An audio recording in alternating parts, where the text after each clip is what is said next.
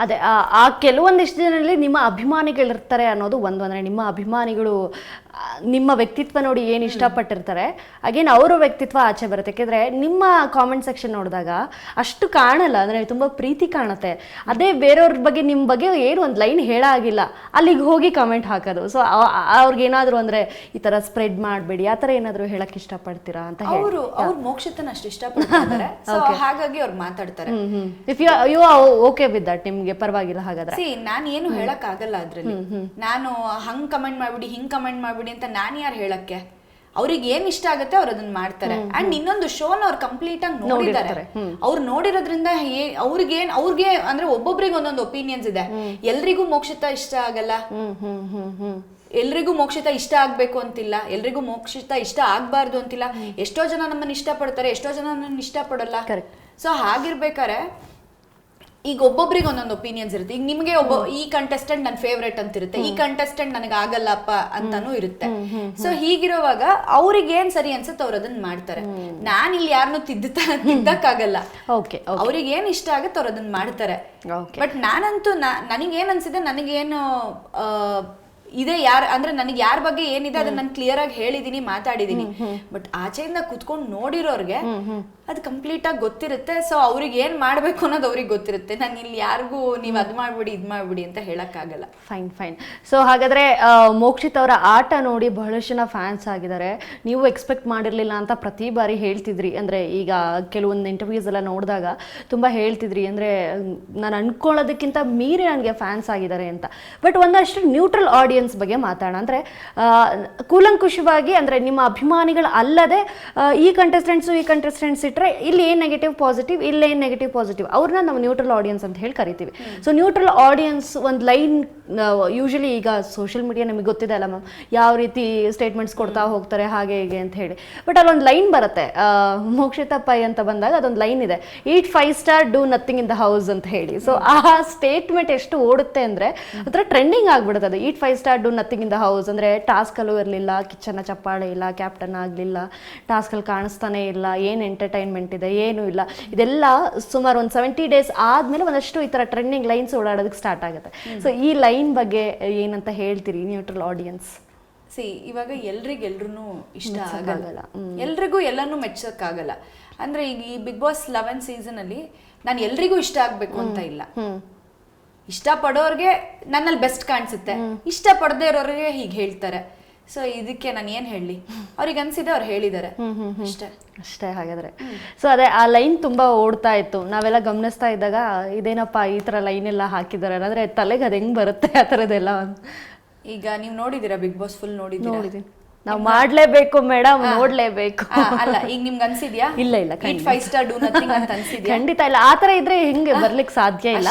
ಅದೇ ಕೆಲವೊಂದು ಎಲ್ಲದ್ರ ಬಗ್ಗೆ ನಾವು ಒಂದಷ್ಟು ನೀವು ಮಾತಾಡಿದಾಗ ಅವ್ರಿಗೂ ಕ್ಲಾರಿಟಿ ಸಿಕ್ಬಿಡುತ್ತೆ ಅನ್ನೋದು ಒಂದೇ ಉದ್ದೇಶ. ಅಂದ್ರೆ ಈಗ ನಾನ್ ಕ್ಲಾರಿಟಿ ಕೊಡೋದಲ್ಲ, ಅಲ್ಲಿ ಇಡೀ ಸೀಸನ್ ನಿಮ್ ಕಣ್ ಮುಂದೆ ಇದೆ.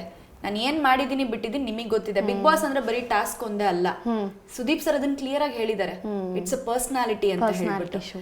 ಟಾಸ್ಕ್ ಅಲ್ಲಿ ನನಗೆ ಏನ್ ಬೆಸ್ಟ್ ಕೊಡಕ್ ಆಗ್ಬೋದು, ನಾನು ಬೆಸ್ಟ್ ಕೊಟ್ಟಿದ್ದೀನಿ ಅಲ್ಲಿ. ಅಂದ್ರೆ ಎಲ್ಲಾ ಆಟದಲ್ಲೂ ಗೆಲ್ಲೋದಿಕ್ ಆಗೋದಿಲ್ಲ. ಅಂಡ್ ಇವಾಗ ಎಲ್ಲಾ ಟೈಮು 6 ಹೊಡಿಯಕ್ಕಾಗತ್ತಾ? ಕರೆಕ್ಟ್. ಎಲ್ಲಾ ಟೈಮು 4 ಹೊಡಿಯಕ್ಕಾಗತ್ತಾ? ಒಂದೊಂದು ಆಟದಲ್ಲಿ ಗೆದ್ದಿದೀವಿ, ಒಂದೊಂದು ಆಟದಲ್ಲಿ ಸೋತಿದೀವಿ. ಬಟ್ ನಾನ್ ಸೋತಿರೋದನ್ನ ಕೆಲವೊಂದು ಒಳಗಡೆ ಹೈಲೈಟ್ ಮಾಡಿದಾಗ ಇಲ್ಲೂ ಅದು ಹೈಲೈಟ್ ಆಗ್ತಾ ಹೋಗುತ್ತೆ ಅಷ್ಟೇ, ಏನು ಮಾಡಕ್ಕಾಗಲ್ಲ. ಬಟ್ ಮೋಕ್ಷಿತಾ ಪೈ ಅವ್ರಿಗೆ ಅಭಿಮಾನಿಗಳ ಅಲ್ಲದೆ ಸೆಲೆಬ್ರಿಟೀಸ್ ಗಳಿಂದಲೂ ಬಹಳಷ್ಟು ಸಪೋರ್ಟ್ ಸಿಕ್ಕಿದೆ. ಅಂದ್ರೆ ಕಳೆದ ಸೀಸನ್ಗಳಲ್ಲಿ ಮಾಜಿ ಸ್ಪರ್ಧಿಗಳೇನಿದ್ದಾರೆ ಅವ್ರ ಕಡೆಯಿಂದ ಬಹಳಷ್ಟು ಸಪೋರ್ಟ್ ಸಿಕ್ಕಿದೆ. ಗಮನಿಸಿರ್ಬೋದು, ಒಂದು ಪಾಯಿಂಟ್ ಅಲ್ಲಿ ಬೇಡದಿರೋ ಪಾಸ್ಟ್ ಒಂದು ಬಂದ್ಬಿಡುತ್ತೆ ಮಧ್ಯದಲ್ಲಿ. ಆ ಪಾಯಿಂಟ್ ಅಲ್ಲಿ ನಿಂತ್ಕೊಂತಾರೆ ಮಾಜಿ ಸ್ಪರ್ಧಿಗಳು. ಸಂಗೀತ ಶೃಂಗೇರಿ ಅವರಾಗಿರ್ಬೋದು, ಅದ್ರ ಜೊತೆಗೆ ದಿವ್ಯಾ ಸುರೇಶ್ ಅವ್ರ ಬಗ್ಗೆನೂ ಮಾತಾಡಬೇಕು. ಅಂದ್ರೆ ಅವರಿಬ್ರು ನಮಗೆ ಮೇನ್ ಕಂಡಿರೋದು ಅವರಿಬ್ರು. ಬಟ್ ಈ ಕಂಡಿಲ್ದಲೇ ಎಷ್ಟು ಸಪೋರ್ಟ್ ಸಿಕ್ಕಿದೆ I don't know. But main ಆಗಿ ಅವರೊಂದು ಪೋಸ್ಟ್ ಎಲ್ಲ ಹಾಕ್ತಾರೆ, ಈ ಥರ ಪಾಸ್ಟ್ ಎಲ್ಲ ಬೇಕಾ, ಎಲ್ಲರ ಜೀವನದಲ್ಲೂ ಇದ್ದಿದ್ದೆ ಈ ಥರದ್ದು ಅಂತ. ಸೆಲೆಬ್ರಿಟಿಗಳಿಂದ ನಿಮಗೆ ಅಂದರೆ ಆ ವ್ಯಕ್ತಿತ್ವ ಅಲ್ಲೂ ಮುಟ್ಟಿದೆ ಅಂತ ಆಯಿತು. ಅಂದರೆ ಎಲ್ಲರಿಗೂ ಇಷ್ಟ ಆಗ್ಬಿಟ್ಟಿದ್ದೀರಾ ನೀವು. ಸೊ ಸೆಲೆಬ್ರಿಟಿಗಳ ಸಪೋರ್ಟ್ ಬಗ್ಗೆ, ಸಂಗೀತ ಶೃಂಗೇರಿ ಅವರ ಸಪೋರ್ಟ್, ದಿವ್ಯಾ ಸುರೇಶ್ ಅವರ ಸಪೋರ್ಟ್, ಇಬ್ಬರು ಕೂಡ ಟೈಗರಸ್ ಲೇಡೀಸ್ ಅಂತೇಳಿ ಆ ಸೀಸನಲ್ಲಿ ತುಂಬ ಸೂಪರ್ ಹಿಟ್ ಕಂಟೆಸ್ಟೆಂಟ್ಸ್ ಅವರಿಬ್ರು. ಹೊರಗೆ ಬಂದ್ಮೇಲೆ ಗೊತ್ತಾಯ್ತು ಹೀಗೆಲ್ಲ ಅಂದ್ರೆ ಸಪೋರ್ಟ್ ಮಾಡಿದ್ದಾರೆ ಅಂತ. ಸೊ ನಾನು ಮೊದಲನೇದಾಗ ಏನು ಹೇಳ್ತೀನಿ, ಥ್ಯಾಂಕ್ಸ್. ಯಾಕೆ ಅಂತಂದ್ರೆ ಇನ್ನೊಬ್ಬ ಕಂಟೆಸ್ಟೆಂಟ್ಸ್ ನ ಹೀಗ್ ಸಪೋರ್ಟ್ ಮಾಡೋದಿದೆಯಲ್ಲ, ಅಂದ್ರೆ ಕಳೆದ ಸೀಸನ್ ಅವರು ಈ ಸೀಸನ್ ನ ಕಂಟೆಸ್ಟೆಂಟ್ಸ್ ನ ಹೀಗೆ ಸಪೋರ್ಟ್ ಮಾಡೋದಿದೆಯಲ್ಲ, ಎಸ್ಪೆಷಲಿ ಈ ತರ ಒಂದು ನೆಗೆಟಿವ್ ಆದಾಗ ಇಷ್ಟು ಪಾಸಿಟಿವ್ ಆಗಿ ಮಾತಾಡೋದಿದೆಯಲ್ಲ, ಇದು ತುಂಬಾನೇ ನಮ್ಗೆ ಅಲ್ಲಿ ಒಳಗಿರೋರ್ಗೆ ಇಂಪ್ಯಾಕ್ಟ್ ಆಗುತ್ತೆ. ಅದು ಈ ತರ ಒಂದು ಕೆಲಸ ಅವ್ರು ಮಾಡಿರೋದಕ್ಕೆ ಗ್ರಾಟಿಟ್ಯೂಡ್.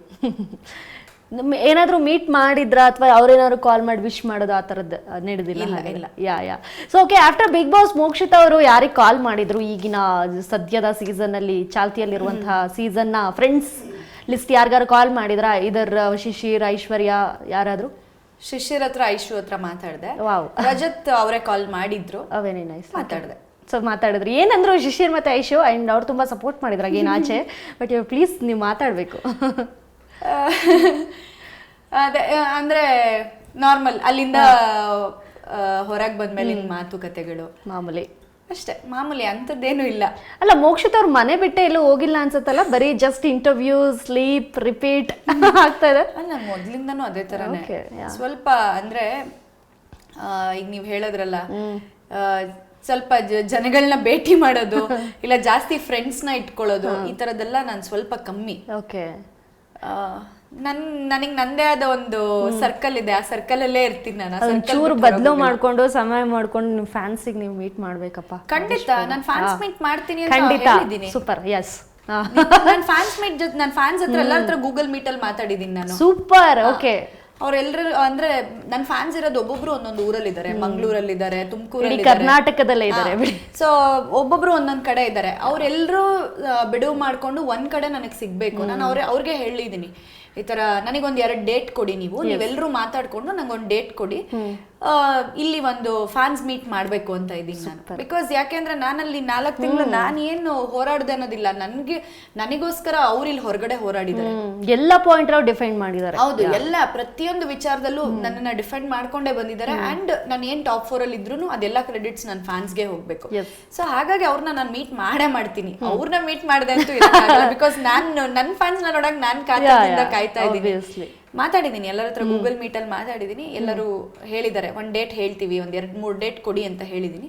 ಸೊ ಎಲ್ಲರನ್ನು ಮೀಟ್ ಮಾಡ್ಬೇಕು ಅಂತ ಇದ್ದೀನಿ. ಓಕೆ. ಏನ್ ಗೊತ್ತಾ, ಈಗ ಬಿಗ್ ಬಾಸ್ ಅಂದ ತಕ್ಷಣನೇ ಎಲ್ಲರೂ ಹೇಳ್ತಾರೆ, ಕಿಚ್ಚನ ಚಪ್ಪಾಳೆ ಸಿಕ್ಕಿದ ಕೂಡಲೇ ಏನಂತ ಹೇಳ್ತಾರೆ, ಸರ್ ನನಗೆ ಕಪ್ ಸಿಗದೆ ಹೋದ್ರು ಪರವಾಗಿಲ್ಲ ಸರ್, ಈ ಚಪ್ಪಾಳೆ ಇದೆಯಲ್ಲ ಇದು ನಾನು ಟ್ರೆಷರ್ ಮಾಡ್ತೀನಿ, ಆ ಥರದ್ದು. ಆ ಮೂಮೆಂಟ್ ಮಿಸ್ ಮಾಡ್ಕೊಂಡ್ರ Mokshitha? Being finalist, top 4 finalist, ಮೋಕ್ಷಿತಪ್ಪಗೆ ಕಿಚ್ಚನ ಚಪ್ಪಾಳೆ ಒಂದು ಮಿಸ್ ಆಯ್ತು. ಕ್ಯಾಪ್ಟನ್ ಓಕೆ, ನೀವು ಹೇಳ್ದಂಗೆ ಒಂದು ವಾರ ಇಮ್ಯುನಿಟಿ ಸಿಗುತ್ತೆ, that is different thing, but ಕಿಚ್ಚನ ಚಪ್ಪಾಳೆ ಇಸ್ ಅ ಟ್ರೆಷರ್ ಮೂಮೆಂಟ್ ಅಲ್ಲ. So did you miss that ಅಂತ? ಹನುಮಂತು ಇಂದ ಕಿಚ್ಚನ ಚಪ್ಪಾಳೆ ಶುರು ಆಯ್ತು. ಅದಾದ್ಮೇಲೆ ಮಧ್ಯ ನಿಲ್ಲಿಸ್ಬಿಟ್ರು ಸರ್, ಕೊಡ್ಲಿಲ್ಲ. ಅದಾದ್ಮೇಲೆ ಕೊಡ್ಲೇ ಇಲ್ಲ. ಅದಾದ್ಮೇಲೆ 2 ಕಿಚ್ಚನ ಚಪ್ಪಾಳೆ ಸಿಕ್ತು. ಒಂದು ಭವ್ಯ ಅವ್ರಿಗೆ ಸಿಕ್ತು, ಇನ್ನೊಂದು ಧನ್ರಾಜ್ ಅವ್ರಿಗೆ ಸಿಕ್ತು. ಅದಾದ್ಮೇಲೆ ಮತ್ತೂ ಕೊಡ್ಲಿಲ್ಲ. ಸೊ ಅದ್ ಹಂಗೆ ಸ್ಟಾಪ್ ಆಗೋಯ್ತು. ಅದೆಲ್ಲ ಕಿಚ್ಚನ ಚಪ್ಪಾಳೆ ಸರ್ ಇಂದ ಸಿಗದೆ ಇದ್ರು ಸರ್ ಒಂದ್ಸಲ ನನ್ನ ಬಗ್ಗೆ ಒಂದ್ ಮಾತು ಹೇಳ್ತಾರೆ,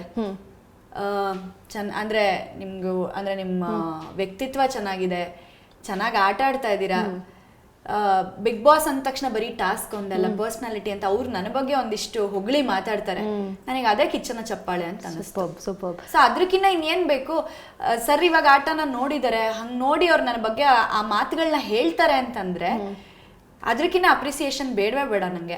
ನಾನು ಅವತ್ತು ಅದೇ ಹೇಳ್ದೆ, ಸರ್ ನೀವು ನನ್ನ ಬಗ್ಗೆ ಆಡಿದ ಅಪ್ರಿಸಿಯೇಷನ್ ಮಾತುಗಳು ನನಗೆ ಕಪ್ ಗೆದ್ದಷ್ಟೇ ಸಂತೋಷ ಆಯ್ತು ಸರ್ ಅಂತ ಹೇಳಿ. ಸೊ ಅದೇ ನೀವು ಒಂದ್ ಸ್ವಲ್ಪ ಟ್ರೆಷರ್ ಮಾಡಿ ಇಟ್ಕೊಳ್ಳೋಂಥದ್ದು. ಎಪಿಸೋಡ್ಸ್ ನೋಡಿದ್ರ ಮೋಕ್ಷಿತಾ ಆಚೆ ಬಂದು? ಇಲ್ಲ, ನೋಡೇ ಇಲ್ಲ. ಟೈಮ್ ಆಗ್ಬೇಕಲ್ಲ ನೋಡಕ್ಕಾಗಿಲ್ಲ. ಬಟ್ ನೋಡಿದ್ರೆ ನಿಮ್ಗೆ ಹೆಂಗ್ ಅನ್ಸುತ್ತೆ, ಬೇಂಗ್ ಅಲ್ಲಿದ್ದು ಇಲ್ಲಿ ಬಂದು ಮತ್ತೆ ಎಪಿಸೋಡ್ಸ್ ನೋಡೋದು, ನಿಮ್ ಸ್ಕ್ರೀನ್ ಮೇಲೆ ನೋಡೋದು? ಕೆಲವೊಂದು ಅಂದ್ರೆ ಫ್ಯಾನ್ಸ್ ಮಾಡಿರೋ ವಿಡಿಯೋಸ್ ಗಳೆಲ್ಲ ನೋಡ್ತಾ ಇದೀನಲ್ಲ, ಅದನ್ನ ನೋಡಕ್ಕೆ ನನಗೆ 1 ದಿವಸ ಸಾಕಾಗಿಲ್ಲ. ನನಗೆ ಅಷ್ಟು ವಿಡಿಯೋಸ್ ಮಾಡಿದ್ದಾರೆ. ಯಾವ್ದ್ಯಾವ್ದೋ ಎಪಿಸೋಡ್ಸ್ ತೆಗೆದು ಎಲ್ಲೆಲ್ಲೋ ಹಾಕಿ ವಿಡಿಯೋಸ್ ಗಳೆಲ್ಲ ಮಾಡೋದಿದೆಯಲ್ಲ, ನಿಜವಾಗ್ಲೂ ಅವ್ರ ಎಫರ್ಟ್ಸ್ ಹ್ಯಾಟ್ಸ್ ಆಫ್. ಟೈಮಿಗೆ ಹ್ಯಾಟ್ಸ್ ಆಫ್ ಹೇಳ್ಬೇಕು. ಐ ಥಿಂಕ್ ಆ ಮೊಮೆಂಟ್ ನಿಮಗೆ ಕೊಡ್ತಾರಲ್ಲ ಕುತ್ಕೊಂಡು ಹೇಳಿ, it's not an easy task. ಅದು ಅಷ್ಟು ಚೆನ್ನಾಗಿ ಸಾಂಗ್ಸ್ ಅಥವಾ ಮ್ಯಾಚ್ ಮಾಡೋದು, ಓ ಮೈ ಗಾಡ್. ಹೌದು, it's not a easy task. ಅಂದ್ರೆ ಅಷ್ಟು ನನ್ಗೆ ಅಂದ್ರೆ ಮೋಕ್ಷಿತಾ ಯಾರು ಅವ್ರಿಗೆ ಇಷ್ಟು ಪ್ರೀತಿ ತೋರಿಸಿದಾರಲ್ಲ, ಅದಕ್ಕೆ ನಿಜವಾಗ್ಲೂ ತುಂಬಾ ಖುಷಿ ಆಗುತ್ತೆ. ಅಂಡ್ ಏನ್ ಹೇಳ್ಬೇಕು ಅಂತ, ಫಾರ್ ಎವರ್ ಗ್ರೇಟ್ಫುಲ್ ಅವ್ರಿಗೆಲ್ಲ. ಇವತ್ತು ಏನೇ ನಾನು 4th ಪೊಸಿಷನ್ ಇದ್ರು ಎಲ್ಲ ಕ್ರೆಡಿಟ್ಸ್ ಅವ್ರಿಗೇನೆ. ಸೊ ಆ ಒಂದು ಕ್ಲಿಪ್ಪಿಂಗ್ಸ್ ಗಳೆಲ್ಲ ನೋಡಿದಾಗ ಅಂದ್ರೆ ಎಪಿಸೋಡ್ಸ್ ನೋಡದೇ ಇರ್ಬೋದು, ಆ ಕ್ಲಿಪ್ಪಿಂಗ್ಸ್ ಗಳೆಲ್ಲ ನೋಡಿದಾಗ ವಾವ್ ಅನ್ನೋ ಫೀಲ್ ಆಗುತ್ತೆ. ಓಕೆ.